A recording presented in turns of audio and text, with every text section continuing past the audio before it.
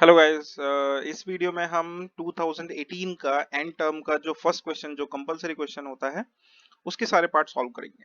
Okay, so let's start. ये जो first part है इसमें क्या रहा है कि range of three coordinates in cylindrical coordinate system.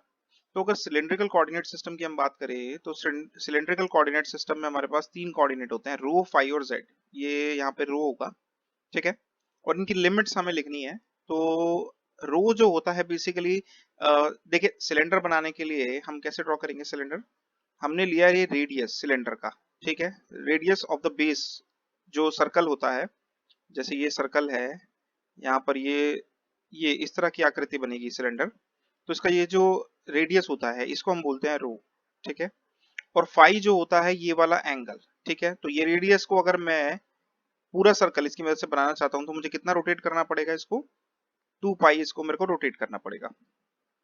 अब इस सिलेंडर की हाइट कितनी होगी, हाइट इसकी कितनी भी हो सकती है, इनफाइनाइट हो सकती है हमारे कोऑर्डिनेट सिस्टम में, ठीक है। तो देखिए जरा रेडियस की अगर हम बात करें, जो रेडियस है सिलेंड्रिकल सिस्टम का, ये या तो जीरो होगा या फिर इंफिनिटी इनफाइनाइट रेडियस हो सकता है सिलेंडर का, ठीक है। और उस वक्त ये पूरे स्पेस को घेर लेगा, इनफाइनाइट स्पेस को घेर लेगा, ठीक है। तो जो हमारी रो की लिमिट जो होगी सिलेंड्रिकल कोऑर्डिनेट सिस्टम में वो होगी जीरो से इन्फिनिटी। इन्फिनिटी पे कभी भी हम क्लोज्ड इंटरवल नहीं लेते, मतलब इक्वल का साइन नहीं लगाते, because it is not achievable, it is infinite. तो यहाँ पे हमेशा लेस देन का साइन आएगा, तो ये जीरो से लेकर के लेस देन इन्फिनिटी ये हमारा रहेगा। अगर हम फाई की वैल्यू की बात करें तो ये हमें रोटेट करना पड़ेगा जीरो से 2 पाई तक। अगर हम कोई पॉइंट लोकेट करना चाहते हैं सिलेंड्रिकल सिस्टम में तो it may range from 0 degree to 0 radian to 2 pi radian, okay. और ऐसे जेड की अगर हम बात करें, जेड जो होता है बिल्कुल सेम है हमारा पॉइंट, जैसे कि हमारा एक्स वाई जी एक्सिस में होता है। तो वहां पर जेड एक्सिस जो होता है नेगेटिव में भी होता है, पॉजिटिव में भी होता है, और नेगेटिव इन्फिनिटी से पॉजिटिव इन्फिनिटी इसकी रेंज होती है। तो रो फाई जेड की ये जो रेंज होगी वो इस तरह से होगी। अब सेम चीज जो है हमसे पूछी जा सकती है एक्स वाई और जेड कोऑर्डिनेट सिस्टम के लिए, यानी कि कार्टेशियन कोऑर्डिनेट सिस्टम के लिए। तो यहाँ पर तीनों एक्सिस जो होते हैं वो माइनस इन्फिनिटी से प्लस इन्फिनिटी तक जा सकते हैं। तो जो हम रियल नंबर यहाँ पे ड्रॉ करते हैं ये माइनस इन्फिनिटी से इन्फिनिटी तक जा सकते हैं। ये हमारा हो गया कार्टेशियन सिस्टम का। देखिए बाई चांस अगर आपसे कार्टेशियन पूछता है तो आप ये लिखेंगे, ठीक है। ऐसे ही अगर स्फेरिकल की हमसे बात की जाए, स्फेरिकल सिस्टम अगर मान लीजिए क्वेश्चन में चेंज करके आपको देता है, तो स्फेरिकल सिस्टम में जो हमारे कोऑर्डिनेट होते हैं वो होते हैं आर और थीटा एंड फाई। तो r जो होता है स्फेरिकल कोऑर्डिनेट सिस्टम में हमें बनाना होता है स्फेयर, स्फेयर का रेडियस जो होता है दैट इज अवर r। तो अगेन ये क्या होगा, या तो जीरो होगा या फिर इंफिनिटी तक होगा, ठीक है। फाई की लिमिट जो होती है बिल्कुल सेम होती है, ठीक है। तो ये रेडियस लिया हमने, इसको ऐसे स्क्रीन के प्लेन के परपेंडिकुलर हमने इसको घुमाया जैसे यहाँ पर हमने दिखाया, तो हमारी लिमिट जो आ जाएगी वो आ जाएगी 0 से 2 पाई, ठीक है। तो अभी हमारे पास क्या हो गया है, आर रेडियस का एक सर्कल बन गया है perpendicular to the plane of screen, ठीक है। अब उसको वापस अगर मैं पाई घुमा दूं वर्टिकल प्लेन में, ठीक है, वर्टिकल प्लेन में अगर उसे उसको पाई एंगल घुमा दिया जाए तो वो कंप्लीट स्फेयर को बना देगा। तो यहाँ पर थीटा की जो रेंज होती है ना, क्योंकि पाई घुमाने से बन रहा है तो ये 0 से पाई तक होती है, ये हमने क्लास में भी डिस्कस किया था, ठीक है। सिंपल है, रेडियस है तो 0 से इन्फिनिटी है, फाई की लिमिट 0 से 2 पाई रहेगी जैसा कि यहाँ पर है, ठीक है। सिर्फ इसमें थीटा की आपको याद रखनी है कि ये 0 से पाई तक वेरी कर दिया है। नेक्स्ट, ओके, नेक्स्ट क्वेश्चन हम देखते हैं बी पार्ट। बी पार्ट क्या कह रहा है हमें, बी पार्ट में हमें बोल रहा है right the equation for the gradient of a scalar function. तो gradient of a scalar function is written as this, like this. जैसे कोई स्केलर फंक्शन है v, उसका ग्रेडियंट अगर हमें निकालना है तो ऐसे हम निकालते हैं। तो डेल हम जानते हैं क्या होता है, डेल होता है del by del X A x cap plus del by del Y A Y cap plus del by del Z A Z cap. ये ऑपरेटर होता है ये, ठीक है। ऐसे ही अगर इसको हम, ये जो है एक्स वाई जेड हम यहाँ पे यूज कर रहे हैं ना, तो बेसिकली ये हमारा कार्टेशियन कोऑर्डिनेट सिस्टम में डेल जो है वो इस तरह का दिखता है। लेकिन जब इस डेल ऑपरेटर को हम दूसरे सिस्टम्स में देखते हैं ना, जैसे कि सिलेंड्रिकल और स्फेरिकल में, ठीक है, तो हमें चाहिए होती है लेंथ, ठीक है, लेंथ। जैसे ये dx क्या है, डिफरेंशियल लेंथ है अलोंग x एक्सिस, ये डिफरेंशियल लेंथ है अलोंग y एक्सिस, ये है differential length along z axis. तो ऐसे ही रो के लिए, रो जो है वो लेंथ को रिप्रेजेंट करता है, रो जो है वो यहाँ पर लेंथ को रिप्रेजेंट करता है, तो हमारे पास डिफरेंशियल लेंथ अलोंग रो क्या हो जाएगी, वो डेल रो हो जाएगी। यहाँ पे ये del by del rho A rho cap, ठीक है, ये हो जाएगा हमारे पास। ठीक है, अभी हम v की बात नहीं कर रहे, अभी हम सिर्फ डेल ऑपरेटर की बात कर रहे हैं। दूसरा अगर हम देखें, अगर दूसरा सिस्टम हम यहाँ पर देखें तो दूसरा अगर हम फाई की बात करें तो यहाँ पे rho D phi, rho D phi, ठीक है ना, क्योंकि यहाँ पे बेस का सिलेंडर, ये जो सिलेंडर है ना, इसका जो बेस है बेसिकली, इसको जब हम फाई एंगल रोटेट करेंगे तो ये जो लेंथ कवर करेगा ना, ये जो लेंथ कवर करेगा बेसिकली, इसको एक बार मैं यहाँ पे ड्रॉ कर देता हूँ। देखिए ये सिलेंडर का बेस है, ठीक है, इसके ऊपर यहाँ पर ये सिलेंडर बनेगा। अब ये जब फाई एंगल कवर करेगा तो ये कितनी लेंथ को यहाँ पे स्वीप करेगा, ये हमें पता करना था। तो यहाँ पे डी फाई, ये अगर डेल फाई ये चला है तो यहाँ पर क्या हो जाएगा, ये डेल फाई हो गया, ठीक है। और इसका रेडियस कितना है, ये रो है रेडियस, बेस का रेडियस रो होता है, तो रो डेल फाई क्या हो जाएगा हमारा यहाँ पे, ये हो जाएगा। तो यहाँ पे रो डेल फाई आएगा, ओके। और डेल जेड तो डेल जेड ही रहेगा, इसमें कोई इशू नहीं है। तो यहाँ पर हमें थोड़ा सा करेक्शन करना पड़ेगा, ठीक है। तो ये आप देख लीजिएगा, इसको आर से भी रिप्रेजेंट कर सकते हैं, कुछ बुक्स में इसको आर से रिप्रेजेंट किया होता है, तो शायद मैंने वहां से उतार दिया होगा ये। एनीवेज इसको हमने क्लास में जो ट्रीट किया था वो रो ट्रीट किया था, तो इसको हम इस तरह से रो की टर्म्स में लिख सकते हैं। और ये भी क्या हो जाएगा, रो डेल फाई हो जाएगा, ठीक है। नेक्स्ट, कार्टेशियन कोऑर्डिनेट सिस्टम में del by del X, del by del Y, del by del Z और ए एक्स, ए वाई और ए जेड क्या। नेक्स्ट, स्फेरिकल कोऑर्डिनेट सिस्टम में क्या होगा, डेल एल आर जो है क्या है, वो डिफरेंशियल लेंथ है अलोंग आर एक्सिस जो बेसिकली रहेगा। अब अगर हम थीटा की बात करें तो यहाँ पर फिर से उसी सेम कॉन्सेप्ट से आर डी डेल थीटा आ जाएगा। और यहाँ पर जब हम प्रोजेक्शन लेंगे बेस पर तो R sine theta del phi आता है। ये इसके देखिए, इसको हम यहाँ पे कर सकते हैं, लेकिन इसको बताने में कम से कम 15 से 20 मिनट लग जाएंगे, क्योंकि इसका पूरा डायग्राम ड्रॉ करके हमें बताना पड़ेगा कि कैसे स्फेयर बनता है स्फेरिकल कोऑर्डिनेट सिस्टम में, किस प्रोजेक्शन को आर साइन थीटा बोलेंगे, किसको आर कॉस थीटा बोलेंगे, फिर उससे कैसे निकालेंगे। बट आपको ये यहाँ पर ध्यान रखना है, ठीक है ना। तो ये डिफरेंशियल लेंथ होगी अलोंग फाई एक्सिस, ठीक है। और ग्रेडियंट लेने के लिए हम क्या करते हैं, स्केलर फंक्शन है। स्केलर फंक्शन देखिए, जब भी कोई वेक्टर होगा, स्केलर फंक्शन अगर हम उससे स्केलर फंक्शन के मल्टीप्लाई करें तो वो क्या होता है, सबके इसके हर कंपोनेंट के साथ मल्टीप्लाई हो जाएगा। जैसे मैं 2 से मल्टीप्लाई कर रहा हूँ तो 2 हर 2 से मल्टीप्लाई कर देंगे। तो अगर लेकिन यहाँ पर ये क्या है, डेल क्या है, यहाँ पर डेल ये वेक्टर ऑपरेटर है, तो बेसिकली इसके हर कंपोनेंट के साथ जो होगा, ये जो स्केलर फंक्शन है ये यहाँ पर दिखने लगेगा। तो यहाँ पे देखिए बस ये v हर जगह पर हमने उसके बाद लिख दिया है, ठीक है ना। तो जहां भी हमें ग्रेडियंट चाहिए होगा वो हम वहां पर हम जिस भी फंक्शन का स्केलर फंक्शन का ग्रेडियंट हमें चाहिए होगा तो हम इस तरह से इसको निकाल लेंगे, ठीक है। तो यहाँ पर डिफरेंशियल लेंथ अगर आपको याद है तो आप इजीली लिख सकते हैं। नेक्स्ट जो सी पार्ट है हमारा, वो है what is the Gauss's law in electrostatics and what is the physical significance of this del dot D which is divergence. ये डाइवर्जेंस है। अगर हमने यहाँ पे बीच में डॉट लगा रखा है ना, ये डाइवर्जेंस को डिनोट करता है। अगर कोई साइन नहीं है तो यहाँ पर स्केलर फंक्शन होगा, in that case it will be gradient, जैसे कि ऊपर हमने यहाँ पे देख रहे हैं, ठीक है। और बीच में अगर क्रॉस आ रहा है तो दैट विल बी कर्ल। तो what is Gauss's law in electrostatics and what is physical significance of this, ठीक है। Gauss's law in electrostatics, Gauss's law आपने पढ़ रखा है कि ई डॉट डी एस, यानी किसी सरफेस से जो टोटल इलेक्ट्रिक फील्ड जो निकलती है क्लोज सरफेस से, that is equals to Q by epsilon naught, ठीक है ना। तो इलेक्ट्रिक फ्लक्स जो होता है वो क्यू बाय एप्सिलॉन नॉट के बराबर होता है।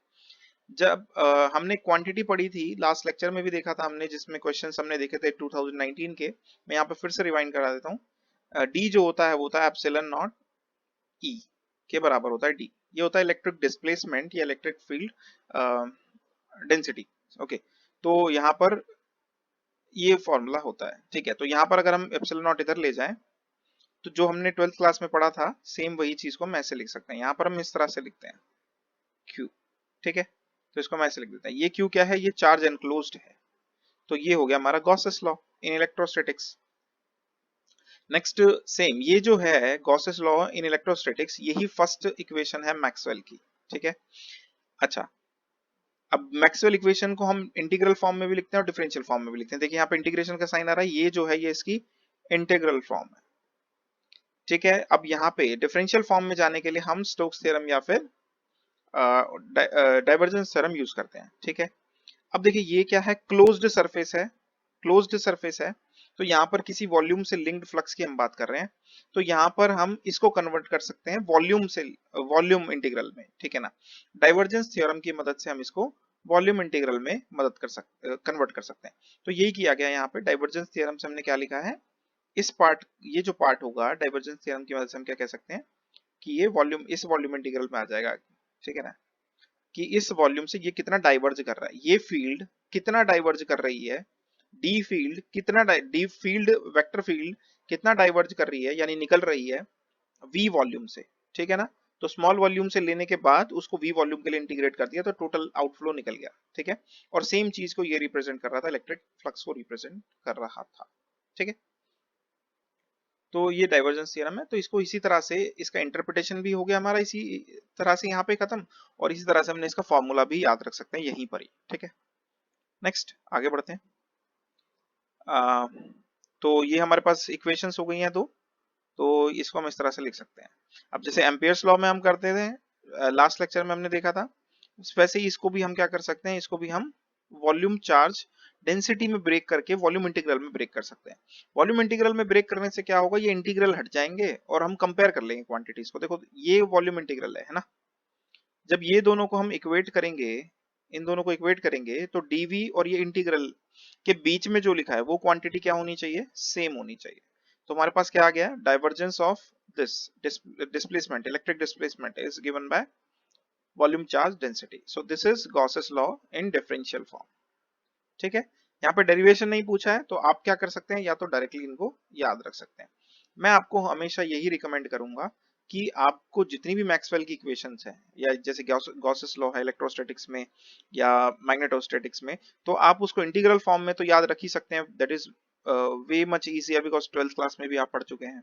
और उसके बाद बस आपको डाइवर्जेंस थ्योरम और स्टोक्स थ्योरम जब भी आपको लिखना हो उसको अप्लाई करके आप इसको डिफरेंशियल फॉर्म में कन्वर्ट करें, ना कि इसको याद रखें। ठीक है, उससे क्या होगा कि आपकी डाइवर्जेंस थ्योरम और स्टोक्स थ्योरम भी कंप्लीट हो जाएगी, अच्छे से आपको समझ में भी आ जाएगी, आप कर भी लेंगे उसको, और ये डेरिवेशन भी आपको आ जाएगा और दोनों फॉर्म भी आपको लिखनी आ जाएंगी। ठीक है, तो काफी सारे क्वेश्चन इससे आप कर सकते हैं। ठीक है, और फिजिकल सिग्निफिकेंस इसका क्या है, तो ये फिजिकल सिग्निफिकेंस क्या है, डॉट प्रोडक्ट क्या होगा डेल ऑपरेटर के साथ, ये बताता है डाइवर्जेंस। तो ये इस इलेक्ट्रिक फील्ड डेंसिटी का डाइवर्जेंस बता रहा है कि वो किसके बराबर होगा, वॉल्यूम चार्ज डेंसिटी के बराबर होगा। ठीक है, नेक्स्ट हमारे पास डी पार्ट है। डी पार्ट क्या कहता है हमें, डी पार्ट हमसे पूछ रहा है Ampere's law in integral form and differential form, ये हम पहले देख चुके हैं। तो इंटीग्रल फॉर्म में अगर हम बात करें तो line integral B dot D L, ये आपने 12th में पढ़ा था, मैं उस फॉर्म में इसलिए लिख रहा हूँ क्योंकि वो शायद आपको ज्यादा बेहतर तरीके से याद होगा। इस बार टाइम भी कम मिला लॉकडाउन की वजह से क्लासेस में, तो हो सकता है कि ये ज्यादा बेहतर आपको समझ में आएगा। तो बी अपॉन में म्यू नॉट क्या हो जाता है, वो एच के बराबर होता है।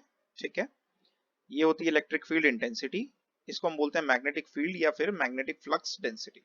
ठीक है, तो इस फॉर्म में हम लिखते हैं इंटीग्रल फॉर्म में, ये क्लोज्ड लाइन इंटीग्रल है। ठीक है, तो क्लोज्ड लाइन इंटीग्रल जो होता है वो ओपन सरफेस से बनता है, तो यहाँ पर हमें लगानी पड़ती है स्टोक्स थ्योरम। ठीक है, स्टोक्स थ्योरम से हम लिखते हैं, तो स्टोक्स थ्योरम यहाँ पर लगेगी, तो स्टोक्स थ्योरम यहाँ पर लगेगी, तो इसको हम क्या कर सकते हैं, क्लोज लाइन इंटीग्रल को ओपन सरफेस इंटीग्रल में कन्वर्ट कर सकते हैं, और ये क्वांटिटी क्या हो जाएगी, ये कर्ल हो जाएगा, ये कर्ल हो जाएगा इसका, और कर्ल होने के बाद ये वेक्टर मिलेगा तो हमें डॉट करना पड़ेगा किसके साथ, सरफेस है, तो यहाँ पर ds आ जाएगा हमारे पास, ds वेक्टर। अब अगेन आई हमें क्या करना है, डिफरेंशियल फॉर्म में लाना है, डिफरेंशियल फॉर्म में केवल ये वाला पार्ट होता है, तो आई को हमें क्या करना पड़ेगा, ds की फॉर्म में लिखना पड़ेगा, इंटीग्रल की फॉर्म में। तो यहाँ पर हम इसको क्या कर सकते हैं, j डॉट ds लिख सकते हैं आई को, ये वही करंट डेंसिटी यानी कि करंट पर यूनिट एरिया, और ds से मल्टीप्लाई करा तो यूनिट एरिया, सॉरी ds यानी नेग्लिजिबल या डिफरेंशियल एरिया से कितना करंट पास कर रहा है एस सरफेस के, ये हमें पता चल गया। अब इसका टोटल कितना करंट पास कर रहा है वो हम निकालना चाहते हैं ऐसे एरिया से, तो हम इसको पूरे के लिए इंटीग्रेट कर देंगे तो हमें निकल के आ जाएगा। अगेन बोथ साइड ये इंटीग्रल और ये डॉट प्रोडक्ट ds के साथ ये कॉमन चीज है, तो ये दोनों चीज बेसिकली क्या होनी चाहिए, इक्वल होनी चाहिए, तो curl of h is equal to j। ठीक है, तो ये हमारी डिफरेंशियल फॉर्म हो गई एम्पियर्स लॉ की।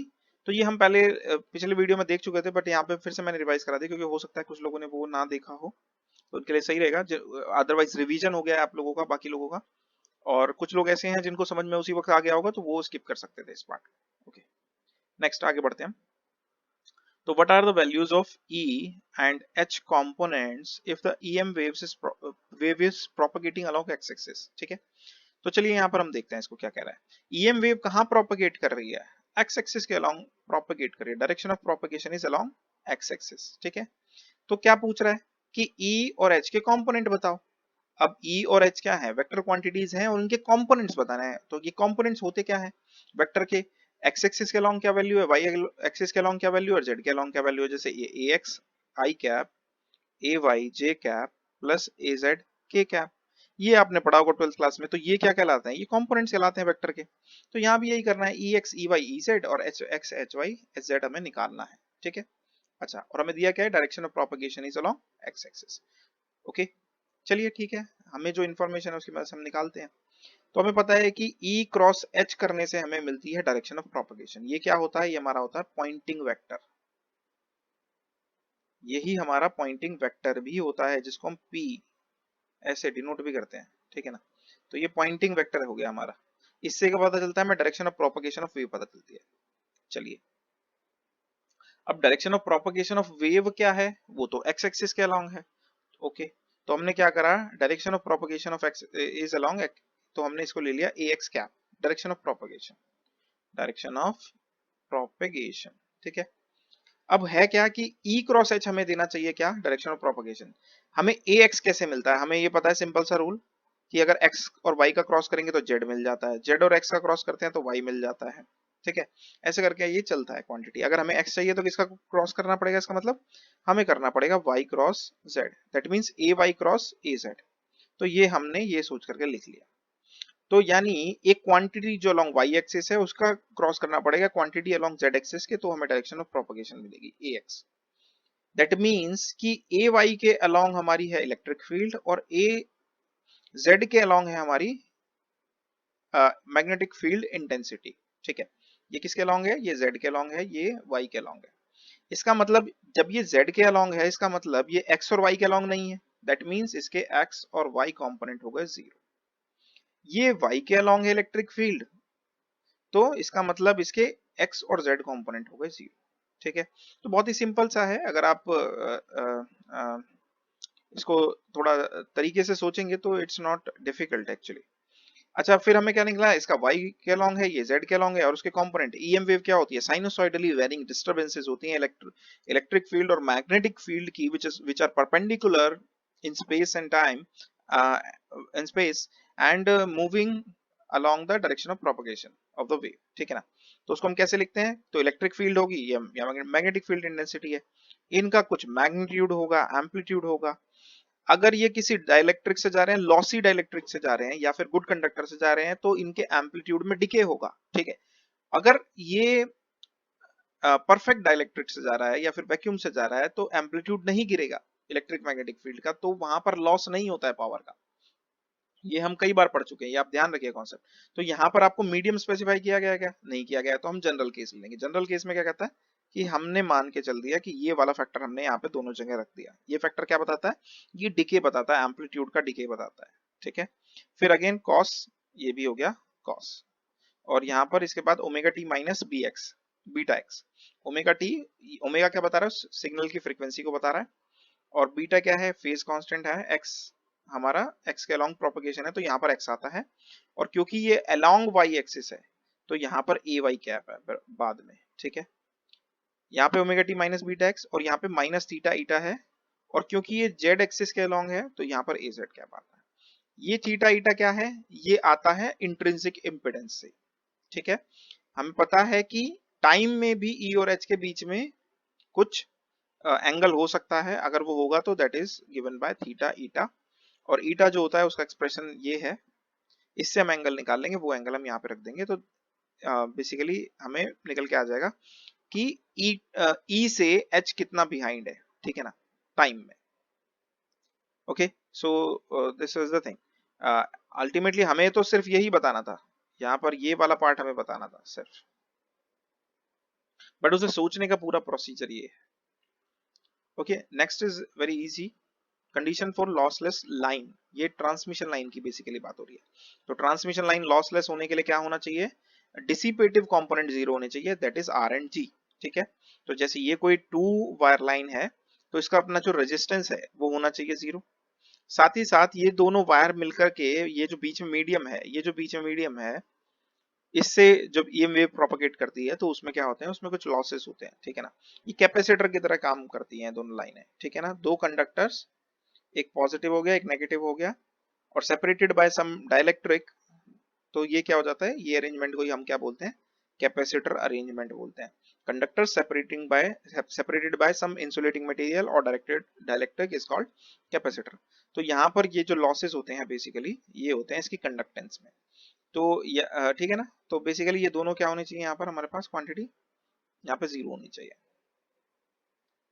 ठीक है, ताकि कोई लॉसेस ना हो। डिस्टॉर्शनलेस लाइन क्या होती है, डिस्टॉर्शनलेस लाइन होती है, कंडीशन ये है, बट यहाँ पर हमसे क्या पूछा गया है, कंडीशन ही पूछा गया है, इसलिए हमने यहाँ पर लिखा है L upon C is equal to R upon जी।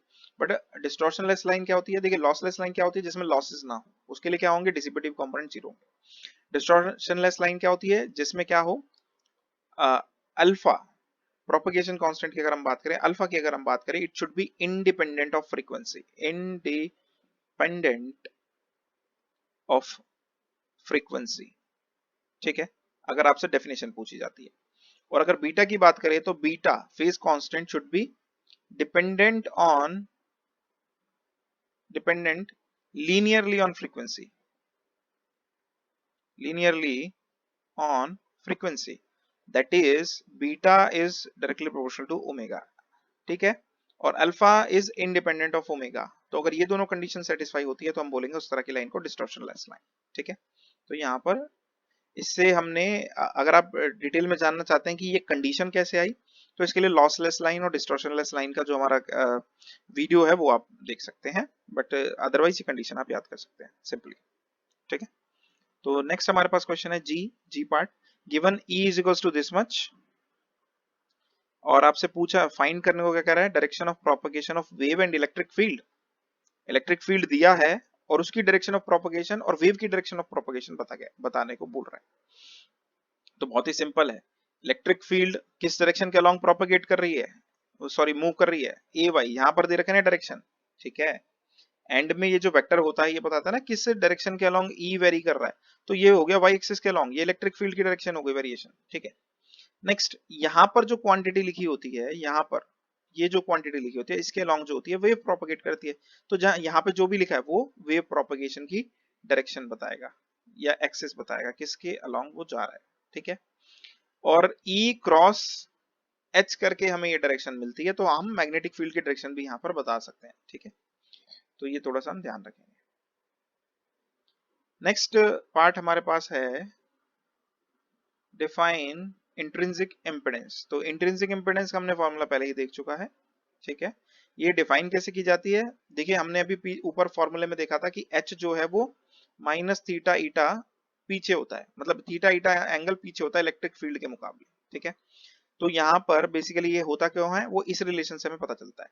तो ईटा जो निकल के आता है वो ई अपॉन एच का रेशियो आता है। ठीक है, तो यहाँ पर आप देख सकते हैं कि ई का जो भी एंगल आएगा, ईटा के साथ जो भी एंगल आएगा, ठीक है, उस ई के एंगल में से उस एंगल को जब हम माइनस करेंगे, क्योंकि जब ये ऊपर जाएगा नेगेटिव हो जाएगा, तो ये एंगल माइनस करने के बाद एच का एंगल हमें मिलेगा। ठीक है, तो इस तरह से भी आप याद रख सकते हैं। तो यहाँ पर ईटा क्या है, इंट्रिंसिक इम्पीडेंस है, which is ratio of E and H, और ये क्या रिप्रेजेंट करता है, ये ईएम वेव के प्रोपगेशन को जो मीडियम में, किसी भी मीडियम में ईएम वेव के प्रोपगेशन को जो रेजिस्टेंस इम्पीडेंस जो बेसिकली ऑफर हो रहा है, बेसिकली उसको ये रिप्रेजेंट करता है। And it is given by this formula, general formula. ठीक है, अलग अलग मीडियम में इसमें से इसमें कुछ मॉडिफिकेशंस हो जाती है। ठीक है, तो ये जो फॉर्मूला है ये लॉसी डाइलेक्ट्रिक के लिए है, मीडियम के लिए है। ठीक है, अच्छा हमसे लेकिन पूछे क्या है इसकी वैल्यू फ्री स्पेस के लिए। तो फ्री स्पेस के लिए, फॉर फ्री स्पेस में म्यू जो होता है म्यू नॉट होता है, हमें पता है, ई जो होता है एप्सिलॉन जो होता है एप्सिलॉन नॉट होता है, और फ्री स्पेस में कोई लॉस नहीं होता। ठीक है, वैक्यूम है, कोई एब्सेंस है, कोई पार्टिकल है ही नहीं वहां पे, तो वहां पर कोई बेसिकली लॉस नहीं होता है एम्पलीट्यूड का इलेक्ट्रिक फील्ड और मैग्नेटिक फील्ड के, तो सिग्मा क्या होता है, जीरो होता है। तो यहाँ से ईटा जो हो जाएगा क्या निकल के आ जाएगा, देखिए ये क्वांटिटी हो गई हमारी जीरो, और इसके बाद बचेगा j omega mu naught upon में j omega epsilon naught, j omega से जे ओमेगा कैंसिल हो जाएगा, तो म्यू नॉट अपॉन में एप्सिलॉन नॉट बचेगा, और ये वैल्यू आती है 377। इसको आप याद रखिए, intrinsic impedance of free space, ये आप डायरेक्टली याद रखेंगे, आपको वहां पे कैलकुलेट करने की जरूरत नहीं है, ये डायरेक्टली याद करेंगे, ये स्टैंडर्ड क्वांटिटी है, ये हमें याद रखनी चाहिए। नेक्स्ट हमसे क्या पूछा है, सिर्फ मैथमेटिकल फॉर्म्स पूछी गई है डाइवर्जेंस थ्योरम और स्टोक्स थ्योरम की, ठीक है। तो इसके लिए मैं अलग से वीडियो बना दूंगा, अदरवाइज ये बहुत लंबी हो जाएगी, ठीक है। इसका मैथमेटिकल हमने दो एम्पियर्स लॉ देख लिया और गॉसेस लॉ इन इलेक्ट्रोस्टैटिक्स देख लिया, और दोनों की मदद से हमने थोड़ा थोड़ा ब्रीफ में तो डाइवर्जेंस थ्योरम और स्टोक्स थ्योरम को देख ही लिया है, बट एक अलग वीडियो में बना करके इसको अच्छे से एक्सप्लेन कर दूंगा। Okay, next part is state for a transmission line Z input impedance depends on what parameters. चलिए ठीक है, थोड़ा सा गड़बड़ तरीके से मैंने लिख रखा है शॉर्ट में लिखने के चक्कर में। एनीवेज ये पूछ कर रहा है कि input impedance of a transmission line किस किस पैरामीटर पर डिपेंड करती है, ये आप बताइए, स्टेट करना है आपको। तो उसके लिए हम क्या करेंगे, इसका फॉर्मूला लिख लेंगे। इसका फॉर्मूला क्या होता है, इसका फॉर्मूला ये होता है लॉसी डाइलेक्ट्रिक के लिए या लॉसी मीडियम के लिए, बेसिकली ट्रांसमिशन जो कंडक्टर से हमारा होता है उससे, उसके लिए हमने ये लिखा हुआ है। तो ये इसका जनरल फॉर्मूला है, ठीक है। तो बेसिकली यहाँ पर ये जिन जिन पैरामीटर पे डिपेंड कर रहा है वो यहाँ पर लिखे हुए हैं, ठीक है। तो ये क्या है, लोड इंपिडेंस, ZL क्या है हमारा, लोड इंपिडेंस, लोड कितना कनेक्टेड है आपका, उसकी इंपिडेंस पे डिपेंड करेगा इनपुट इंपिडेंस।